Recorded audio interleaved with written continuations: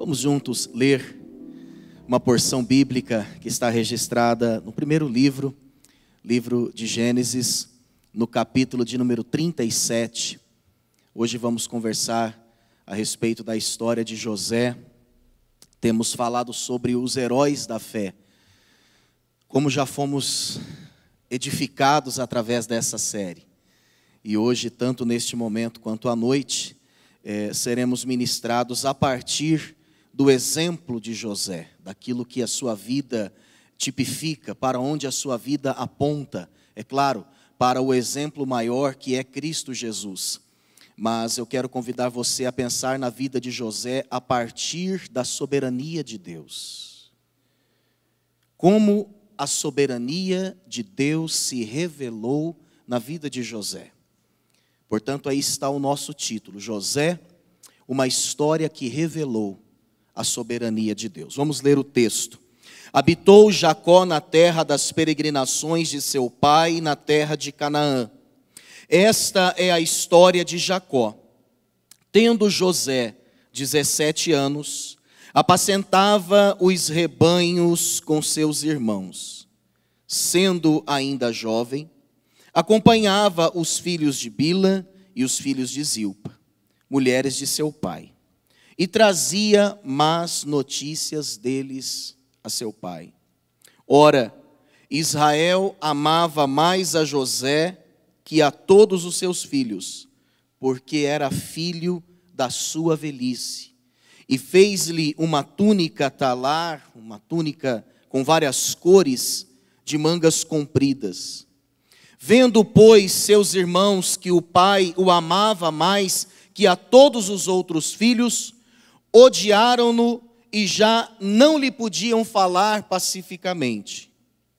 Teve José um sonho e o relatou a seus irmãos. Por isso, o odiaram ainda mais. Pois lhes disse: rogo-vos, ouvi este sonho que tive. Atávamos feixes no campo, e eis que o meu feixe se levantou e ficou em pé, e os vossos feixes o rodeavam e se inclinavam perante o meu. Então lhe disseram seus irmãos: reinarás com efeito sobre nós, e sobre nós dominarás realmente? E com isso tanto mais o odiavam, por causa dos seus sonhos e de suas palavras. Teve ainda outro sonho e o referiu a seus irmãos, dizendo: sonhei também que o sol, a lua e 11 estrelas se inclinavam perante mim. Contando-o a seu pai e a seus irmãos, repreendeu o pai e lhe disse: que sonho é este que tiveste? Acaso viremos eu e tua mãe e teus irmãos a inclinar-nos perante ti em terra? Seus irmãos lhe tinham ciúmes.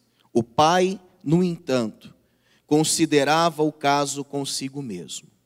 E como foram os irmãos apacentar o rebanho do pai em Siquém, perguntou Israel a José: não apacentam teus irmãos o rebanho em Siquém? Vem, enviar-te-ei a eles. Respondeu-lhe José: eis-me aqui.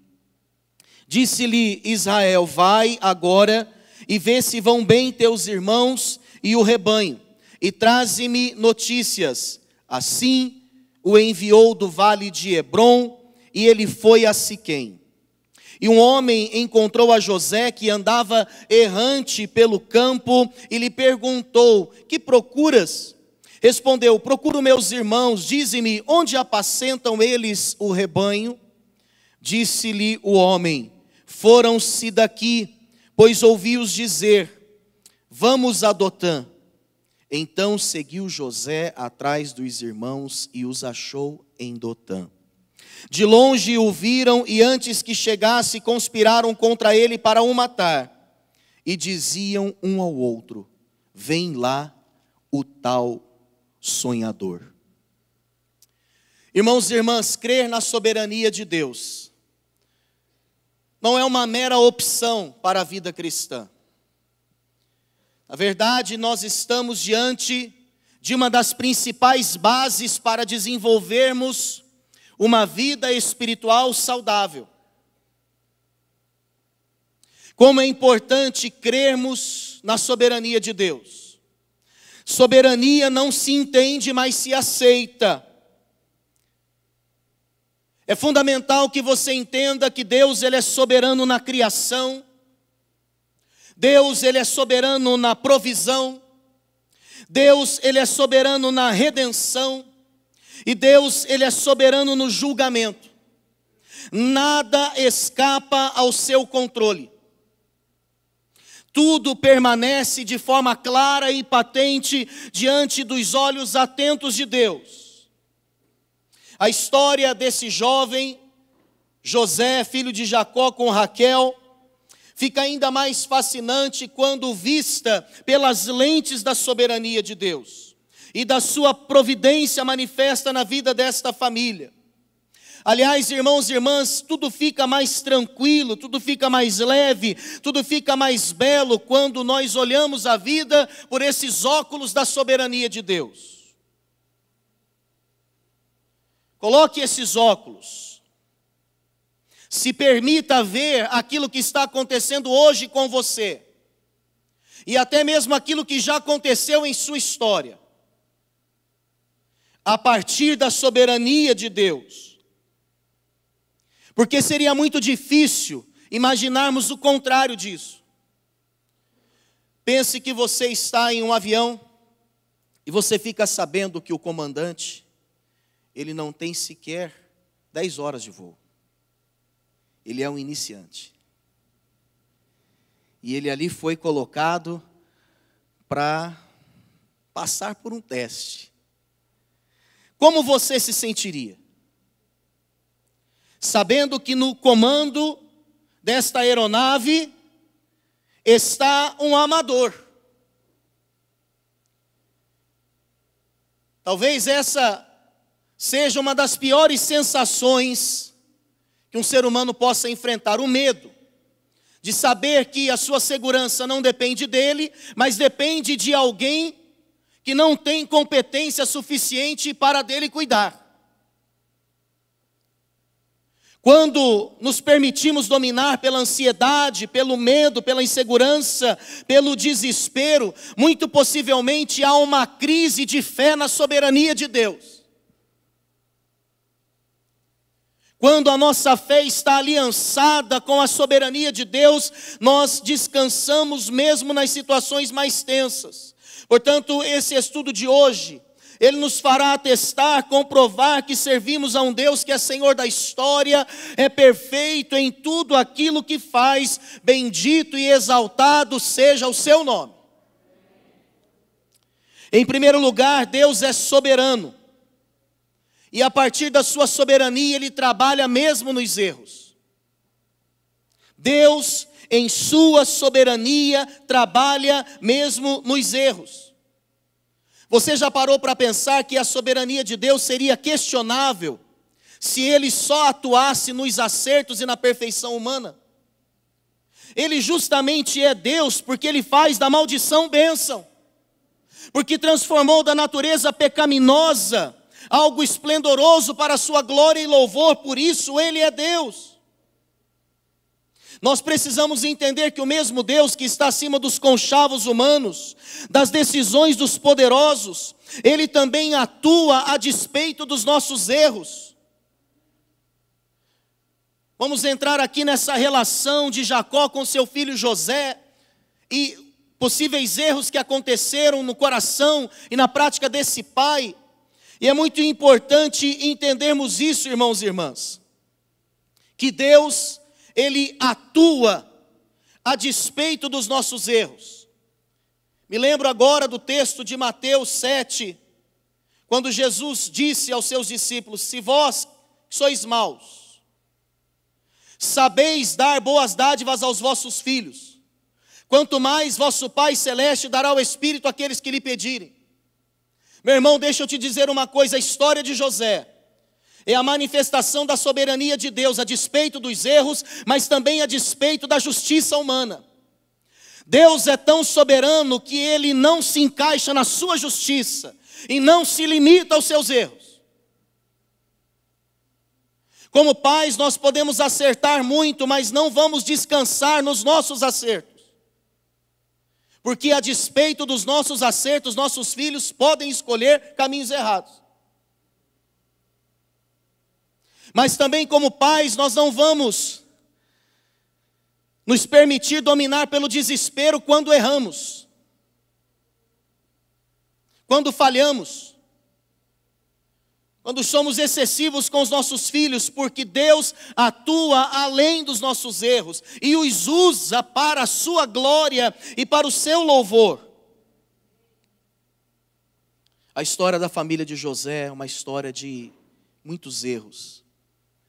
Vamos falar um pouquinho sobre o seu pai Jacó, não apenas sobre as suas trapaças. Nós já ouvimos aqui uma palavra poderosa ministrada pelo pastor Jefferson, pastor Emerson, sobre esse personagem bíblico. Mas eu quero focar aqui no pai Jacó. A Bíblia nos afirma que Jacó, ele amava mais a José, a despeito dos seus demais filhos. Ele não somente sentia mais amor por José, mas como pai, ele cometeu o erro de demonstrar isso aos demais filhos. E por isso, os irmãos de José o odiavam. Jacó aqui, ele comete um duplo erro. Não só de praticar o preterimento com relação aos seus filhos, mas também de deixar isso claro para eles. Amados, nós temos um lindo aprendizado aqui como pais. Que bom que estamos nesse contexto do mês da família. Nesta semana, o estudo das nossas células vai falar sobre a família como uma plataforma e um centro de projeção dos filhos. Pense nisso, meu irmão, minha irmã. Que bom podemos refletir acerca desse exemplo e aprendermos também com os erros que aconteceram nesta família. Eu não digo que nós temos que amar os nossos filhos com intensidades diferentes. Nós simplesmente devemos amá-los de formas específicas. Cada filho tem a sua forma de interpretar, de receber amor e também de amar. E os pais precisam entender isso, e nós erramos justamente quando pretendemos educar os nossos filhos todos do mesmo jeito. Você pode educar com os mesmos valores, você deve fazê-lo, mas não com as mesmas estratégias. Os pais, eles enfrentam quase sempre um dilema quando têm mais de um filho. Você já parou para pensar que nas famílias sempre há um filho que exige uma demanda maior e um cuidado mais intenso? Quero dizer aqui, entre aspas, sempre há um filho mais problemático. E não há pecado no fato de que a família seja diferente e os filhos tenham demandas diferentes.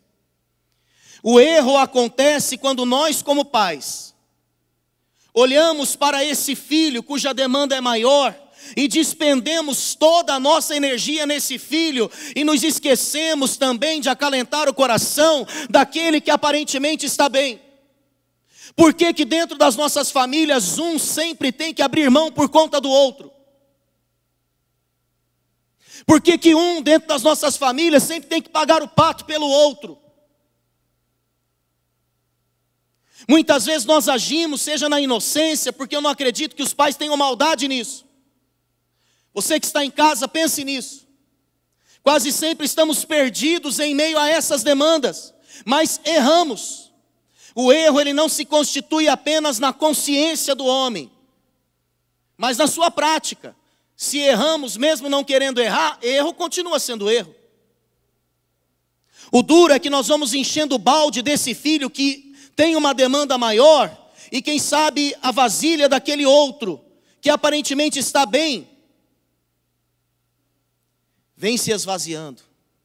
E deixa eu te falar uma coisa, se isso não for percebido no contexto da família, esse filho que sempre esteve bem, ele pode trazer uma demanda quase que insolúvel. Tome cuidado com isso.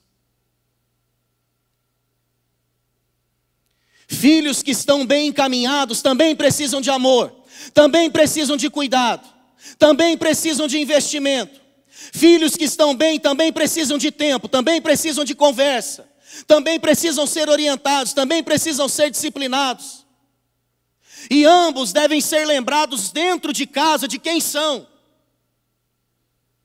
O pai e a mãe precisam pegar, no mínimo, o texto de Mateus 3,17, que diz: este é meu filho amado em quem eu tenho muito prazer, e passar isso para os seus filhos. E não apenas lendo esse texto, mas trazendo esse clima de pertencimento, de amor, de alegria. O problema é que muitas vezes nós passamos uma mensagem para os filhos. Qual mensagem? Eles só são amados quando são úteis. O pai fez questão de falar para Jesus: você é meu filho amado em quem eu tenho muito prazer, antes de iniciar o seu ministério, antes de qualquer performance. Qual é a mensagem que temos passado para os nossos filhos? Se é uma mensagem de um amor condicionado a uma performance, eu não estou dizendo que você não precise e necessite buscar de Deus estratégias para estimular o trabalho dos filhos. Isso precisa ser feito, mas cuidado, porque quando essa relação meritocrática, ela se torna muito neurótica na família, a tendência desses filhos crescerem com doenças emocionais seríssimas é muito forte. Pense um pouco nisso. Jacó, na verdade, ele provocou a ira dos seus filhos. Ele fez aquilo que a Bíblia diz para não fazermos, Efésios 6,4: e vós pais, não provoqueis vossos filhos a ira, mas criai-os na disciplina e na admoestação do Senhor. Deixa eu dizer mais uma coisa aqui. Filhos que estão bem, eles carregam muitos traumas em silêncio. Eles aprenderam a ser tão nobres que em muitos casos eles não querem incomodar os seus pais, porque os seus pais já têm tantos incômodos. O problema é que quando uma pessoa dessa cai, irmãos, do mesmo jeito que ela demorou para cair, ela demora para levantar. Independente da idade de seus filhos, independente de estarem dentro da sua casa ou fora de sua casa, retome isso, em nome de Jesus. Jacó provocou a ira de seus filhos com comparações desnecessárias. Nós também provocamos a ira dos nossos filhos com comparações. Provocamos a ira dos nossos filhos com exemplos que não têm nada a ver com o nosso discurso. Provocamos a ira dos nossos filhos com o espírito de uma religiosidade fria, porque eles não conseguem ver em nós aquilo que eles veem aqui, lá na nossa casa. Provocamos os nossos filhos com proibições sem nexo. Provocamos nossos filhos quando somos apenas seus amigos e não lhes damos os devidos limites. Provocamos os nossos filhos em todas essas situações. Apesar de nós não notarmos erros clássicos na vida de José, e eu estou falando aqui mais do seu pai, ele não deixou de ser uma vítima desse sistema. José não tinha uma natureza incorruptível. A sua santidade, ela era resultado da providência de Deus. Ele foi tentado, como todos nós o somos. Mas a Bíblia diz que ele recebeu graça de Deus para permanecer íntegro. Não significa que a sua natureza fosse diferente da dos seus irmãos. José é um tipo de Cristo, mas a sua santidade é mera sombra diante da santidade do Cordeiro Imaculado que tira o pecado do mundo. Irmãos, como é libertador sabermos que nós podemos errar e vamos errar. Podemos desencaminhar áreas de nossas vidas, mas apesar disso, Deus inevitavelmente nos levará para o nosso Val de Jaboque, ou nos levará para o nosso Egito, que será o lugar de confronto, mas também de cura para as nossas vidas. Lutero, o reformador do século XVI, ele entendeu muito bem essa questão da graça sobre o pecado. Essa questão da soberania de Deus a despeito dos erros humanos. E ele chegou a declarar: ser pecador e peca forte, mas crê ainda mais fortemente. Claro que devemos entender essa fala dentro de um contexto. Ele não está incentivando a prática do pecado, mas ele está dizendo que em Cristo podemos encontrar não só o perdão para os pecados, mas a possibilidade de uma vida santa, e que este Deus ali está presente para refazer a vida. Esse Deus, ele não erra, ele não se confunde, e pelo simples fato de ser soberano, ele é capaz de tornar as circunstâncias um antagonismo de sua própria promessa. Eu quero entrar aqui no segundo e último ponto dessa palavra. E eu quero que você já esteja pensando em algo. É possível que as circunstâncias atuais de sua vida estejam caminhando na direção oposta, contrária das promessas de Deus.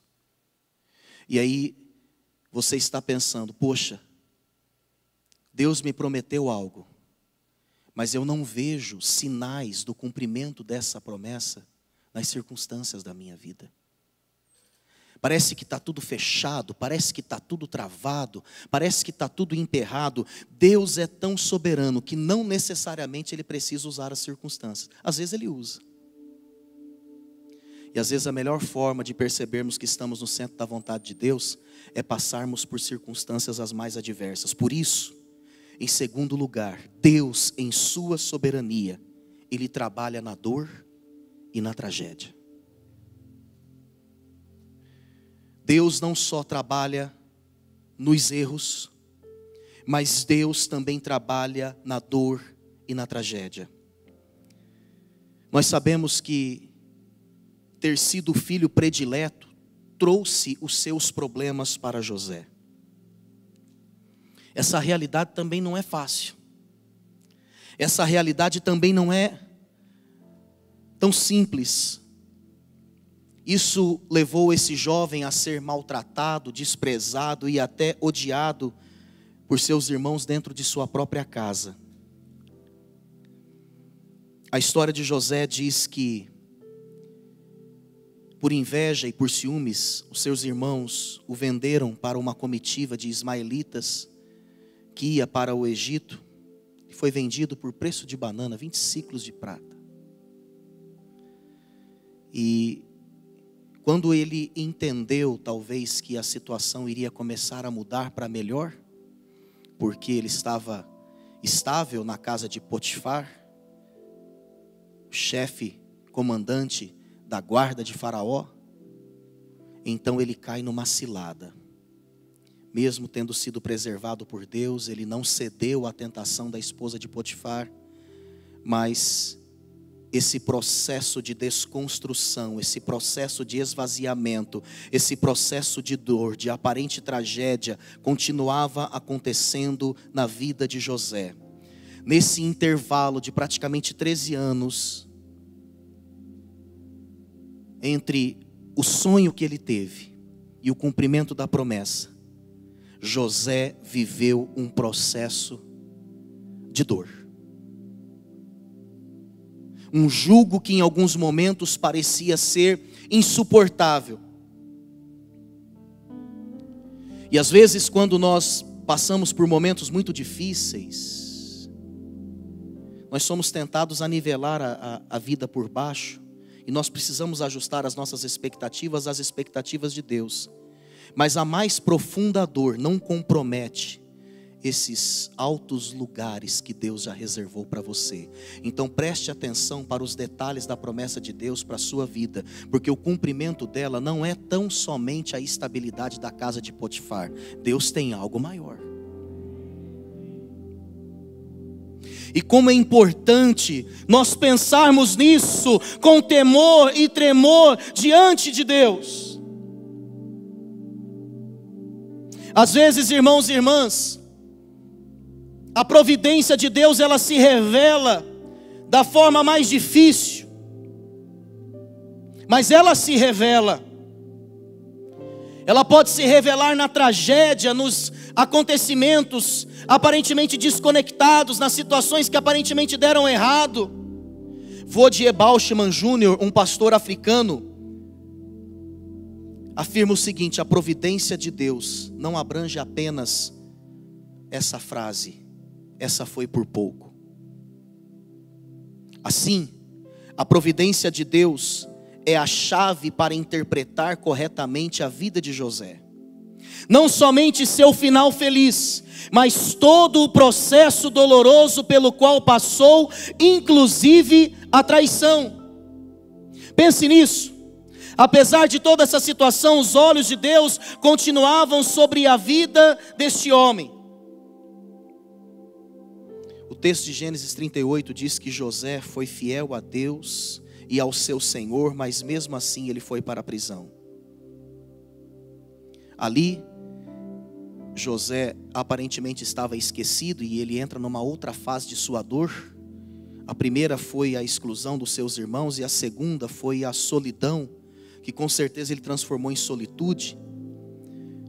E aí eu fico pensando que nós, nesses 2 anos quase de pandemia, estamos no calabouço talvez mais terrível de nossas vidas. E às vezes alguns pensam: quem será o próximo a morrer? Isso pode trazer fora da sombra da soberania de Deus uma inquietação, um medo, uma insegurança muito forte. Porque às vezes, irmãos, Deus na sua soberania nos coloca numa condição onde nem compromissos para cumprir a gente tem. Parou para pensar? A gente fica às vezes numa situação de impotência tão grande que nem agenda, a gente não tem nem lugar para sair de casa. José, nesses 2 anos em que esteve na prisão, sem ser lembrado, até por pessoas que ele ajudou, ele ficou numa condição de espera radical. Não forçou a barra. Tem horas, irmãos, que a soberania de Deus nos faz esperar. Você não tem o que fazer.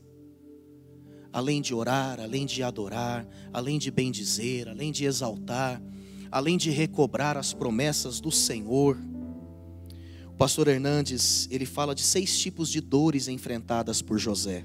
A dor do desprezo dos seus irmãos, a dor do abandono, a dor de sentir-se um objeto descartável, a dor de viver sem identidade, a dor da sedução sexual e olha essa, a dor da demora de Deus. É bem possível que muitos de nós, nesse contexto, estejamos justamente vivendo essa dor, a dor da demora de Deus, da aparente demora, porque Deus tem um tempo exato, claro, muito definido, muito certo para atuar em nossas vidas. Mas houve um momento em que a honra decidida na eternidade para José se tornou um fato histórico na sua vida. Quando ele foi lembrado pelo copeiro do rei, foi chamado à presença de Faraó. Olha aqui para mim, quem sabe hoje é o seu dia de sair da masmorra. Você crê nisso ou não? Quem sabe hoje é o seu dia, homem, de sair também barbeado, limpo, renovado, para ser honrado diante dos príncipes desta terra. Receba essa palavra também, minha irmã. Quem sabe hoje é o dia. Deus na sua soberania já determinou isso. Agora lembre-se que não há cura sem confronto de relacionamentos abatidos.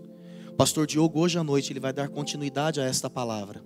Ele vai focar justamente nesse contexto, quando José é levado a se reconciliar com seus irmãos. Irmãos, às vezes Deus permite esse estado de não termos o que fazer, sabe para quê? Para a gente voltar a esse espanto diante do absurdo que Ele é.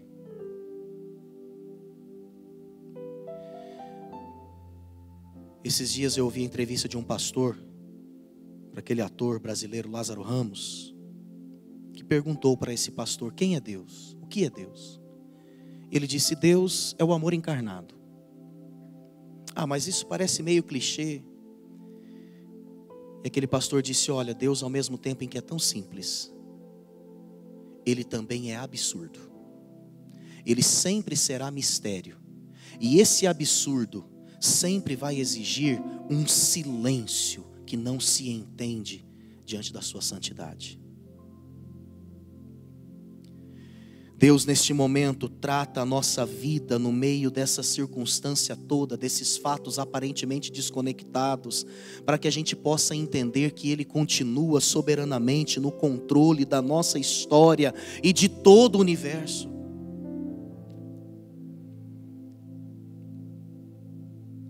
Eu quero encerrar essa palavra dizendo que José, de fato, traz exemplos e características marcantes para as nossas vidas, mas todas elas apontam para Cristo de uma forma tremenda, e por isso José é um dos principais tipos de Cristo revelados na Bíblia.